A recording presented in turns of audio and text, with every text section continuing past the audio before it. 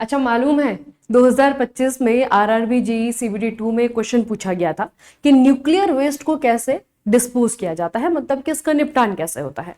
Answer है कि shielded container में भर के इसे जमीन के नीचे गाड़ दिया जाता है। अब क्या हुआ, रिसेंटली एक कंट्री है, यूरोपियन कंट्री है, उन्होंने दुनिया की सबसे बड़ी रिपोजिटरी जहां पर कि न्यूक्लियर वेस्ट को अगले 100 सालों तक गाड़ दिया जाएगा, इसको यहाँ पे डिस्पोज कर दिया जाएगा, एक ऐसी रिपोजिटरी बना दी है। तो आज के सेशन में जानेंगे कि कौन सा कंट्री है ये और ये रिपोजिटरी किस तरीके से काम करेंगी। हेलो एवरीवन, आप सभी का स्वागत है एक बार फिर से tech and non tech YouTube channel पे। मैं हूं आपकी प्रीति मैम और स्टार्ट करते हैं आज का डेली करंट अफेयर सेशन। तो सबसे पहले न्यूज बच्चे यही है, एक यूरोपियन कंट्री है फिनलैंड और इन्होंने दुनिया का सबसे बड़ा न्यूक्लियर वेस्ट रिपोजिटरी बनाया है। दुनिया का पहला स्थायी परमाणु कचरा भंडार फिनलैंड के द्वारा बनाया गया है। कौन सा देश है? फिनलैंड, ठीक है, यूरोपियन कंट्री है। और यहाँ पे बच्चे अगर आप देखोगे ना तो ऊपर जो है आपका ये पूरा आइलैंड है। इस आइलैंड के नीचे जो है अगर आप देखोगे तो यहाँ पे जो है आपका टनल्स बनाई गई है। ये दिख रहा है आपको, ये बहुत सारी जो है आपकी टनल्स है और ये जो है जमीन के नीचे लगभग 500 मीटर तक जो है आपकी टनल्स जाएंगी और इनके अंदर जो न्यूक्लियर वेस्ट होगा, जो सॉलिड फॉर्म में निकलता है न्यूक्लियर पावर प्लांट से, उस वेस्ट को जो है आपका पहले जो कास्ट आयरन के डब्बे होते हैं इस तरीके के, उनके अंदर भरा जाएगा। उसके बाद ताकि उसमें जंक ना लगे उसको बाहर से जो है आपका शील्ड किया जाएगा कॉपर से, और उसके बाद जो है आपका इन सुरंगों के अंदर गड्ढे बना करके जो है उसको एक तरीके से गाड़ दिया जाएगा और फिर जो है क्ले जो होती है उससे जो है उस गड्ढे को भर दिया जाएगा, है ना, ताकि पूरी तरीके से जो है न्यूक्लियर वेस्ट को वहां एक तरीके से उसको किसी तरीके से लीकेज ना हो, वो बाहर की तरफ जो है उसका रिसाव ना हो, है ना। तो इस तरीके से कंप्लीट शील्ड के साथ में जो न्यूक्लियर वेस्ट होता है उसको यहाँ पर गाड़ दिया जाएगा, है ना। अब ये जो बच्चे आपको तरीका क्यों अपनाया जाता है, क्योंकि आपको लोगों को मालूम होना चाहिए कि जो न्यूक्लियर वेस्ट है उसमें रेडियो एक्टिव एलिमेंट होते हैं, जैसे कि यूरेनियम होता है, थोरियम होता है, और ये जो है आपका क्या होते हैं, इनसे रेडिएशन निकलता है, न्यूक्लियर रेडिएशन निकलता है, जो कि इंसानों के स्वास्थ्य के लिए बहुत ही ज्यादा हार्मफुल है। तो इसीलिए जो है आपका ये पहली फैसिलिटी है, ठीक है, पहला स्थायी परमाणु कचरा भंडार है जिसे कि फिनलैंड के द्वारा बनाया गया है। इसके बारे में और क्या चीजें हैं जो कि हमें मालूम होनी चाहिए। देखो, ये जो फैसिलिटी है ये बनाई गई है ओल्किलो ओटो द्वीप पे, द्वीप का नाम है, आइलैंड का नाम है ये, और इसे जो है आपका ओंकालो कहा जाता है। क्या कहा जाता है? ओंकालो कहा जाता है। तो याद रखना कि दुनिया की पहली न्यूक्लियर वेस्ट परमानेंट फैसिलिटी कहां पे स्टैब्लिश की गई है, तो ये है आपका ओंकालो, ठीक है।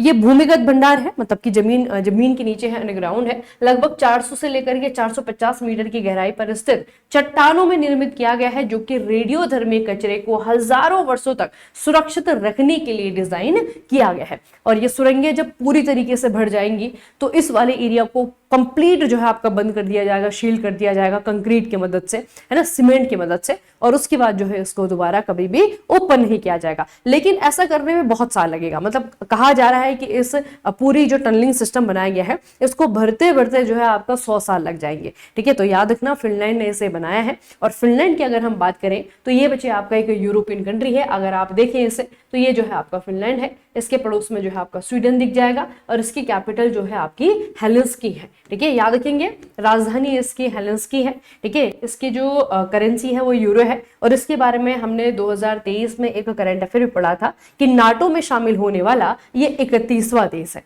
ठीक है। तो ये बच्चे आपको याद रखना है कि फिनलैंड जो है एक यूरोपियन कंट्री जिन्होंने की दुनिया का पहला परमानेंट न्यूक्लियर वेस्ट रिपोजिटरी बनाया है।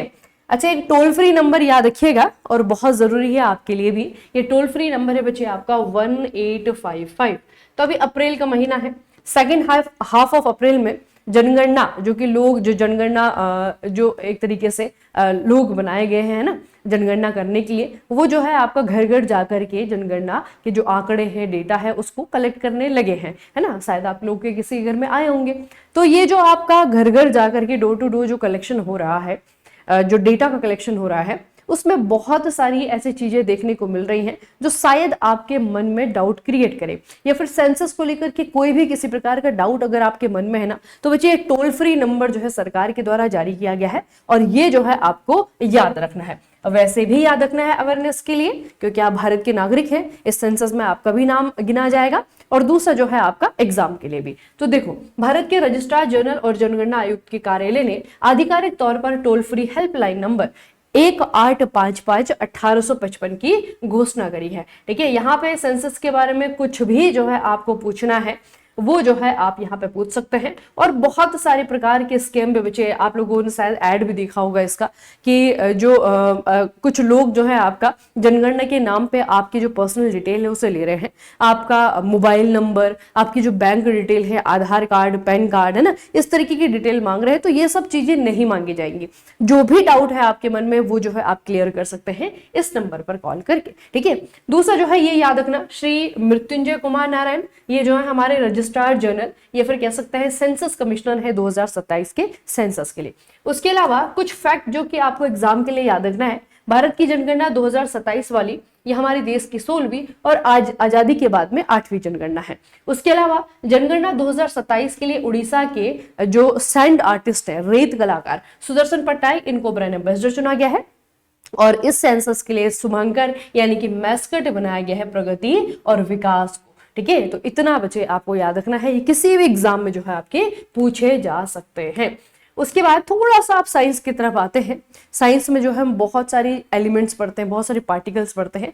एक बचे आपके एलिमेंट्स होते हैं आपके या फिर पार्टिकल होते हैं एलिमेंट्री पार्टिकल, है ना, इनको सब एटॉमिक पार्टिकल भी कहा जाता है, मतलब कि जो एटम से छोटे होते हैं, है ना, जिनसे मिलकर के जो है आपका एटम बनता है, सब एटॉमिक पार्टिकल। आप लोगों ने पढ़ा तो होगा साइंस में बहुत बार इनके बारे में। ठीक है, बेसिक जैसे कि हमारे इलेक्ट्रॉन है, ठीक है, आपका बॉटम ये डाउन है ना, और आपने ग्लून के बारे में पढ़ा होगा, हिग्स बोसोन के बारे में पढ़ा होगा, फोटोन के बारे में पढ़ा होगा। ठीक है, और इन्हीं में से बचे आपका एक एलिमेंट्री पार्टिकल है जिसे म्यून कहा जाता है।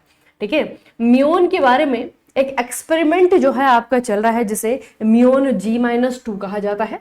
और इस एक्सपेरिमेंट में जो है हमारे असम की एक टीचर है, प्रोफेसर है, जिन्होंने की बहुत बड़ा कंट्रीब्यूट किया है। ठीक है, और इनके योगदान के लिए इनको एक सम्मान दिया गया है, नाम है breakthrough prize in fundamental physics. ठीक है, ये याद रखना बच्चे। असम के भौतिक विज्ञानी है और नाम इनका डॉक्टर अतनुनाथ है। 2026 का प्रतिष्ठित पुरस्कार इन्होंने जीता है फिजिक्स के लिए, और इसे विज्ञान का ऑस्कर भी कहा जाता है, ये आपको याद रखना है। और आपको मालूम होना चाहिए कि ये पुरस्कार जीतने वाले ये पहले भारतीय बने हैं। ठीक है, डॉक्टर अतनुनाथ इनका नाम है, ये पहले साइंटिस्ट हैं जिन्होंने कि ये सम्मान जीता है। और नाम काम मैंने आपको बता दिया है किस चीज के लिए इन्होंने जीता है। अमेरिका की जो फर्मी लैब है, यहाँ पर म्यून G-2 नाम का जो एक्सपेरिमेंट चल रहा है, वहां पर इनके कंट्रीब्यूशन के लिए इनको ये सम्मान दिया गया। बाकी बच्चे इनको कितने रुपए दिए गए हैं? लगभग $3 मिलियन रुपए दिए गए। हालांकि अमाउंट आपको याद नहीं रखना है, बस नाम याद रखिएगा। और इनको जो सम्मान दिया गया है breakthrough prize in fundamental physics, वो आपको याद रखना है, जिसे कि विज्ञान का ऑस्कर कहा जाता है। अच्छा, एक कंपनी है एंथ्रोपिक, इसका नाम आप लोगों ने सुना होगा। ये यूएस बेस्ड कंपनी है और उन्होंने एक ऐसा एआई टूल बनाया है जो कि इतना ज्यादा डेंजरस है जिसे कि लोगों के लिए लॉन्च नहीं किया जा रहा है। ठीक है, अब इसके पीछे जो कंपनी रीजन बता रही है ना, पहले मैं आपको वो बता दूं, उसके बाद जो है आपको नाम याद रखना है। देखो, एंथ्रोपिक ने इस मॉडल को जनता के लिए जारी ना करने का डिसीजन लिया है। कंपनी का कहना यह है कि क्योंकि ये सॉफ्टवेयर और ऑपरेटिंग सिस्टम में छिपी हुई जो गंभीर बीमारियां हैं, फिर गंभीर कमियां हैं, उनको खोजने में इतना शक्तिशाली है कि इसका दुरुपयोग होने पर वैश्विक साइबर सुरक्षा को खतरा हो सकता है। ठीक है, तो इसीलिए जो है कंपनी अभी जो है इसे लोगों के लिए ओपन नहीं कर रही है, लोगों के लिए इसे रिलीज नहीं कर रही है। Anthropic build an AI too dangerous to release. ठीक है, अब इसका नाम हम याद कर लेते हैं क्योंकि एग्जाम में तो यही पूछा जाएगा कि किसने बनाया है। तो देखो बच्चे, नया AI मॉडल है माइथोस या फिर क्लाउड मैथोस इसका नाम है। ये जो है आपका एंथ्रोपिक के द्वारा विकसित किया गया है, आर्टिफिशियल इंटेलिजेंस कंपनी है। इससे पहले शायद आप लोगों को नहीं मालूम होगा, चैट जीपीटी जो कि आज पब्लिक डोमेन में है, आप और मैं जिसे इस्तेमाल कर रहे हैं, चैट जीपीटी भी बच्चे आपका स्टार्टिंग में इसी डिसीजन पे जो है आपको शुरू किया गया था कि इसको हम जो है ओपन नहीं करेंगे लोगों के लिए, है ना, क्योंकि इसका जो इस्तेमाल है वो नेगेटिवली भी किया जा सकता है, जैसे कि जो साइबर सिक्योरिटी है पूरे वर्ल्ड की वो खतरे में आ जाएगी।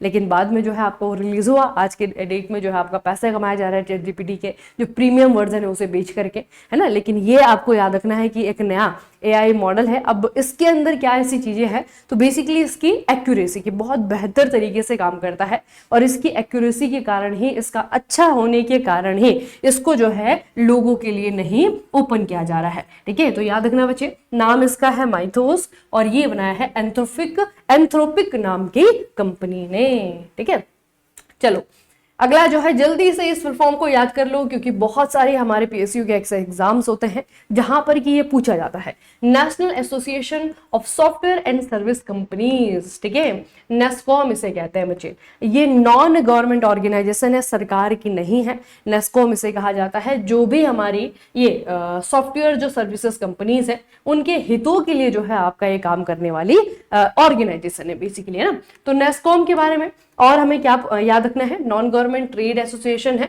एस्टैब्लिशमेंट 1988 में से बनाया गया है। हेडक्वार्टर यूपी नोएडा में इसका हेडक्वार्टर है। ठीक है, अब बच्चे रिसेंट डेवलपमेंट पढ़ लेते हैं कि नेस्कॉम के नए हेड के रूप में, चेयरपर्सन के रूप में श्रीकांत वेलामकन्नी को जो है आपका चुना गया है। ठीक है, तो इनका नाम याद रखिएगा, वेलामकन्नी इनका नाम है, श्रीकांत एस वेलामकन्नी नाम है इनका। इनको हेड के रूप में, चेयरपर्सन के रूप में चुना गया है। ठीक है, और ये जो ऑर्गेनाइजेशन है ये है आपका नेस्कॉम।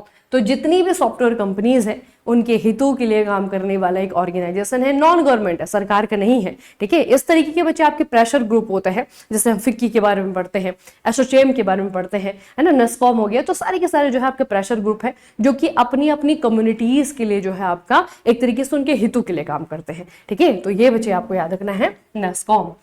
अगली जो खबर है बड़ी इंटरेस्टिंग है।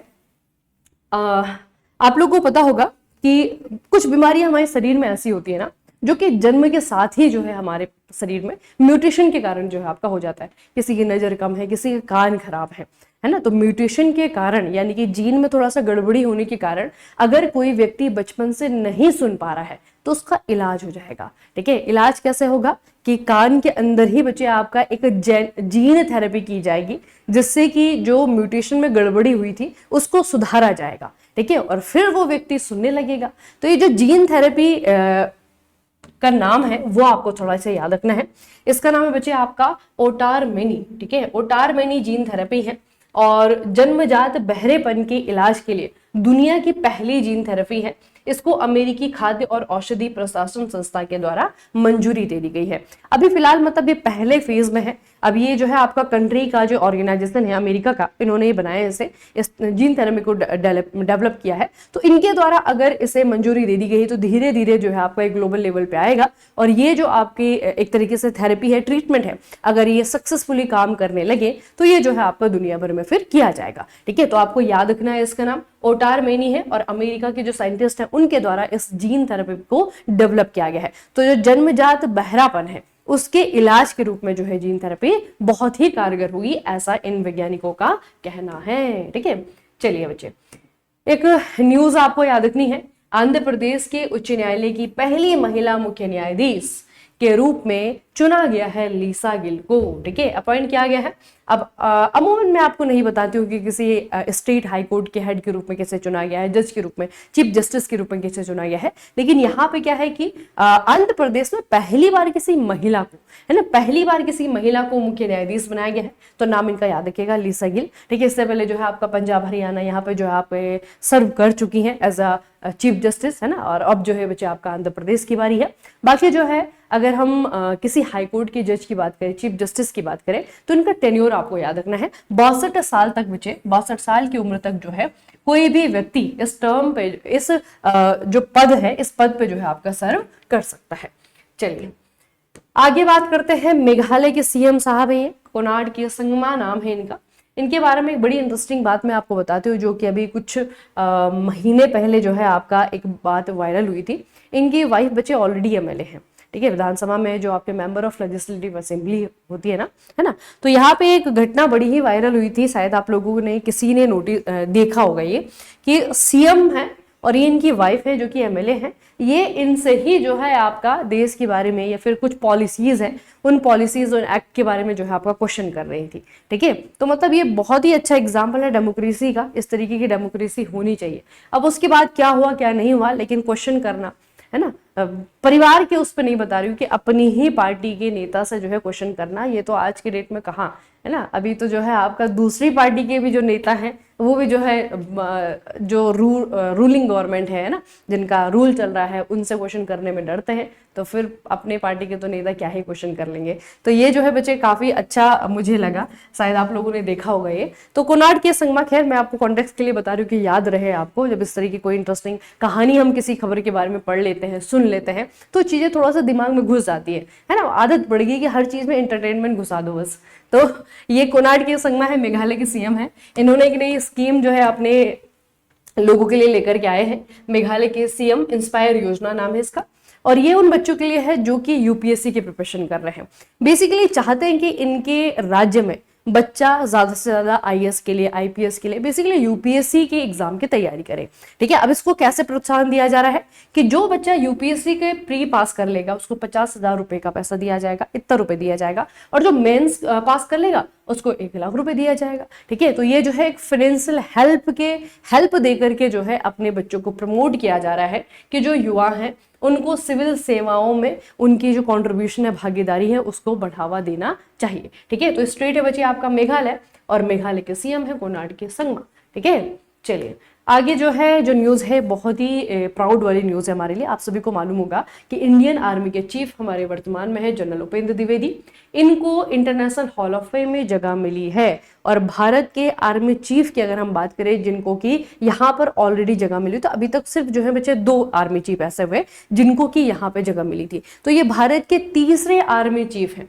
उपेंद्र द्विवेदी को अमेरिका के पेंसिल्वेनिया स्थित आर्मी वॉर कॉलेज क्लाइकल बैरिक्स के प्रतिष्ठित इंटरनेशनल हॉल ऑफ फेम में शामिल किया गया है। ठीक है, और इसमें शामिल होने वाले ये भारत के तीसरे आर्मी चीफ हैं। ठीक है, तो नाम याद रखिएगा वर्तमान में जनरल उपेंद्र द्विवेदी साहब का। चलो अब जल्दी से जो है रिवाइज कर लेते हैं हमने क्या क्या पढ़ा था लास्ट सेशन में।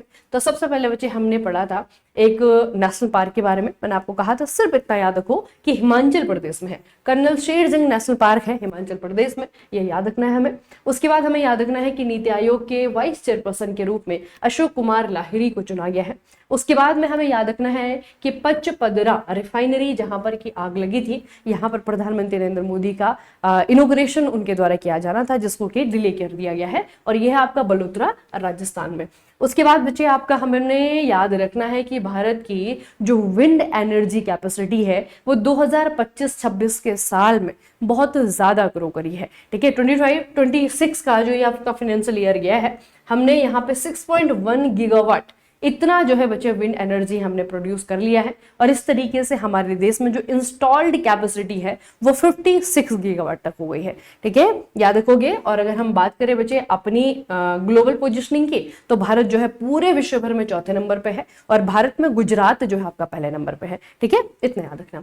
उसके बाद जो है हमने क्या पढ़ा था, एक रिपोर्ट पढ़ी थी spotlight on the top 25 methane plumes in 2025। मतलब कि वो लैंडफिल, वो कचरे के पहाड़ जहां से कि सबसे ज्यादा मीथेन प्रोड्यूस हो रहा है ना। आपको पता है ना, जहां पर कचरा होता है, ऑर्गेनिक वेस्ट होता है, वहां से मीथेन निकलती, मीथेन बहुत ही जहरीली गैस है। ठीक है, तो इस रिपोर्ट में भारत के जो है आपके 2 लैंडफिल हैं, जवाहरनगर है सिकंदराबाद तेलंगाना में, ये जो है आपका 4थे नंबर पे है, और आपका कांजूर मार्ग है ये आपका मुंबई में है, और ये जो है आपका 12वें नंबर पे है। पहले नंबर पे है अर्जेंटीना। ठीक है, अर्जेंटीना का ये है कैंपो डी मायो। ठीक है, पहले नंबर पे है अर्जेंटीना का, और इंडिया के जो है आपके 2 को रखा गया है टॉप 25 में। उसके बाद बच्चे Nancy grace Roman space telescope के बारे में हमने पढ़ा, जो कि बनकर के तैयार है, मतलब इसकी असेंबली हो चुकी है, और सितंबर 2026 में चांसेस हैं कि नासा इसे लॉन्च कर देगा। ठीक है, तो ये भी बच्चे आपको याद रखना है। नैन्सी ग्रेस क्या है, ये है आपकी स्पेस टेलीस्कोप। उसके बाद जो है आपका Asia zero emission community plus, इसमें हमने देखा कि एक मीटिंग है, इसे होस्ट किया गया है जापान के द्वारा, और भारत को रिप्रेजेंट किया गया है हमारे विदेश मंत्री एस जयशंकर के द्वारा। और बेसिकली मीटिंग का जो टॉपिक है वो वही है कि स्ट्रेट ऑफ हॉर्मुज जो है आपका, जिसके बंद होने की वजह से या फिर जो भी व्यवधान उत्पन्न यहाँ पे हुआ है उसकी वजह से एनर्जी सप्लाई चेन जो है हर कंट्री की हिली हुई है ना। तो इसके क्या सब्स्टिट्यूट हो सकते हैं, क्या इस बारे में हम लोग कर सकते हैं, उसके लिए जो है आपका मीटिंग रखी गई थी। उसके बाद बच्चे मैंने आपको बताया था कि 8वां राष्ट्रीय पोषण पखवाड़ा, ये जागरूकता अभियान चलाया गया था। और इसमें जो है आपका अहिल्यानगर, ये डिस्ट्रिक्ट है महाराष्ट्र का, इसको पहले नंबर पर रखा गया है क्योंकि इस दौरान इन्होंने सबसे बेहतर काम किया है। अहिल्यानगर डिस्ट्रिक्ट महाराष्ट्र का। चलिए, आज के दिन की हिस्ट्री में ऐसा कुछ नहीं है जो कि आपको बताया जाए, जो कि आपको याद रखना है, ठीक है। लेकिन हाँ, ये आपको मुझे बताना है ओल चिकी लिपि, इसे जिसके शताब्दी समारोह का उद्घाटन हाल ही में भारत के राष्ट्रपति के द्वारा किया गया, यानी कि द्रौपदी मुर्मू के द्वारा, ठीक है। और इसमें संथाली ध्वनियों को विशेष रूप से दर्शाने के लिए डिजाइन किए गए 30 अक्षर शामिल हैं। मूल रूप से 1925 में इसे डेवलप किया गया। लेकिन किसने डेवलप किया है? अब बच्चे, संथाली जो भाषा है वो बेसिकली संथाल कम्युनिटी के द्वारा बोली जाने वाली भाषा है, ठीक है। रिसेंटली जो है मैंने आपको बताया, क्योंकि संथाली अभी हमारी जो वर्तमान में हमारी जो राष्ट्रपति हैं द्रौपदी मुर्मू, उनकी जो कम्युनिटी है उड़ीसा की, वो भी संथाली कम्युनिटी से बिलोंग करती हैं, ठीक है। तो इसके बारे में मैंने आपको बताया था कि जो ये संथाली लैंग्वेज होती है ये लिखी जाती है ओल चिकी लिपि पे। आपको मुझे ये बताना है कि डेवलप किसने करी है, ठीक है। ये बताइए, पढ़ा हुआ है आप लोगों ने, आराम से बता देंगे, है ना। तो ये आपको थोड़ा सा मुझे बताना है किसके द्वारा इसे डेवलप किया गया है और कैसे बताएंगे, आप मुझे बताएंगे कमेंट करके, ठीक है। वीडियो के कमेंट सेक्शन में कमेंट करके बताइए किसने किया है डेवलप, और लाइक करते हुए जाइए, शेयर कीजिएगा अपने दोस्तों के साथ में, और सब्सक्राइब अगर नहीं किया है अभी तक तो सब्सक्राइब करते हुए जाइएगा। चलिए फिर मिलते हैं आपको कल के सेशन में, तब तक के लिए पढ़ते रहिए, बढ़ते रहिए, अपना खूब सारा ख्याल रखिएगा। आप सभी का बहुत बहुत धन्यवाद।